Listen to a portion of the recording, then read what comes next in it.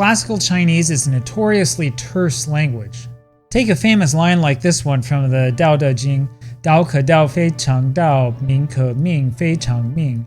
Simple as that might be, there are tons of different ways to interpret it. The philosophical connotations literally go on for pages, and of course that's just the first 2 lines of the book. Of course, we see that in Western languages as well, it's just that most of us don't think about it that much. The example that comes directly to my mind comes from Faust by Goethe, one of my favorite works.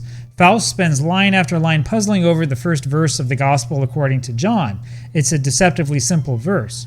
Read it in the Latin if you can read Latin, and it's actually not that bad. Each word is really easy to understand.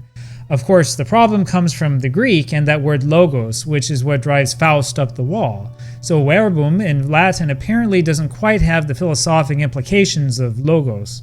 And of course, Faust's own biblical commentary has inspired commentary on his commentary. I guess we could consider that to be the ultimate literary metagame, where we spend so much time talking about the same passage that we never really get anywhere in the end.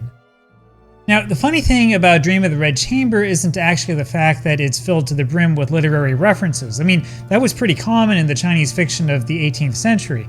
No, the funny thing about this novel is that the author actually goes on a rant against this type of literature, and then he writes like this anyway. This happens back in the first chapter where that mystical stone tells the Taoist critic of the book why his story is better than the other forms of literature. The attack on overly classical literature and cliched phrases is pretty severe and biting. It's kind of blunt for the 18th century. But the irony here is that Cao Xueqin actually uses those same literary phrases and cliches, and I'm not talking about like a few here or there, he uses them all over the book. Well, the most notorious chapter of Dream of the Red Chamber for these literary cliches and worn-out phrases is the 5th chapter, without a doubt. This is the chapter that contains Jia Baoyu's fantastic dream, where he inspects the record book of heaven and reads poems about the fate of all of the 12 beauties of Jinling. Of course, given the huge population of Jinling, it's got to be a real huge coincidence that the 12 most important girls in the entire city just so happen to be in Jia Baoyu's household. But then again, this wouldn't be much of a story if we just read cryptic poems about strangers, now would it? Anyway, this simple 20-character predictive poem is probably the most controversial poem in the entire book, and it's deep enough that a simple translation into English just does not do it justice. So let's dive into this again. There's no better way to really learn that is, what something means than by diving in deep and getting everything out. Now, I'm going to try to keep the spoilers at a minimum here, though that's a little bit impossible when you're talking about a predictive poem. But the thing is that there's more to this poem than just what is supposed to happen. Now, when he looks through the heavenly register containing the 12 beauties of Jinling, Jia Baoyu does not know what to expect. Each entry consists of a painting accompanied by a poem, usually a regulation poem of 20 characters divided into 4 lines. Jia Baoyu first flips through some of the supplemental heavenly books, and he's startled by both the dreary imagery and the less than auspicious poems. Our subject today, however, is this poem, and to be honest with you, this particular artistic rendition does not really do the original justice. Now that's one of the things about great literature. When we read it, we get a certain picture in our head of how things are supposed to be. The best literature is actually a visual art, but it's an artistic style in which we, as the readers, fill the blanks inside our own heads. And so you see, when you look at somebody else's version of what they think this looks like, whether it's through like a painting or a television show or a movie, you instantly feel repulsed. Why? Because it doesn't match that image that is in your own head. This happens all the time. The picture accompanying this poem is pretty clear. There is a pair of withered trees. Now, if you look at the text, it refers to Liangju Ku Mu, or 2 withered trees. If you put 2 of the character mu, or tree, together, you get Lin, which happens to be Lin Daiyu's surname. Now, across the 2 trees lies a jade belt, which is something you can interpret any way you want. That's got to be this part of the picture, though I'm not convinced that this is actually jade. Let's move on. There is supposed to be a bunch of snow on the ground. In the middle of the snow is a golden hairpin. I guess that's this part of the picture, but again, this doesn't really look like what I'd imagine it to look like. And here is what the poem says. Before we go into that poem, though, let's talk about the symbolism of the picture itself. I mean, this isn't going to make too much sense if we only talk about this in English, so let's get into the Chinese. The Chinese word that we translate as jade belt is yu dai, and it's a pretty strange concept. The reason why it's strange, of course, is because that it's Daiyu, Lin Daiyu's name, except backwards. This is one of those little literary games that you see from time to time in classical Chinese. Dream of the Red Chamber is actually filled with them. Now, this could be worse. We could be reading Jin Ping Mei, which has literary games and tricks that are way more complex than in this book. However, I'm not so sure that YouTube would let me talk in detail about what that book says. Anyway, it's okay. Dream of the Red Chamber actually is a more important novel, at least in my opinion. Now, we just read about all the snow on the ground. Shui Baochai's surname is Shui, which is a homonym with the Chinese word for snow, Shui. So all the snow that is supposed to be down here is another textual game. Now, the Golden Hairpin, Jin Zan, is another textual game and another example of something you'd have to know Chinese to understand. Shui Baochai's name, Baochai, means precious hairpin. There's no homophonic link between the two words, but they are equivalent. Okay, let's look at the image again. The fact that the golden hairpin is abandoned and buried in the snow tells us that Shui Baochai's fate is likely going to involve being abandoned, right? As for the jade belt on the trees, well, that's a subject that's a little bit more sensitive. The obvious way to look at it is as a precious object that was carelessly abandoned. That's one way to look at Lin Daiyu's fate, actually. Now, the other way to look at it, the controversial way, is that Lin Daiyu might have taken her own life. So there's this Chinese literary tradition involving things hanging from trees in the forest, and I'll just stop there because if you take a few minutes to think about it, you'll see where I'm going with this. So the problem, though, is that Lin Daiyu doesn't take her own life at the end of the book. And there are some scholars who think that this means that the two men who finished the final 40 chapters of Dream of the Red Chamber simply didn't understand where Cao Xueqin was going with this. I disagree with them. I actually think that the final 40 chapters are fine, but this is a complex enough story and problem that you can form your own opinion. Unlike the other poems in the Heavenly Register, it's clear that this particular poem refers to two people, Lin Daiyu and Shui Baochai, and when we look at the poem itself, it will be obvious.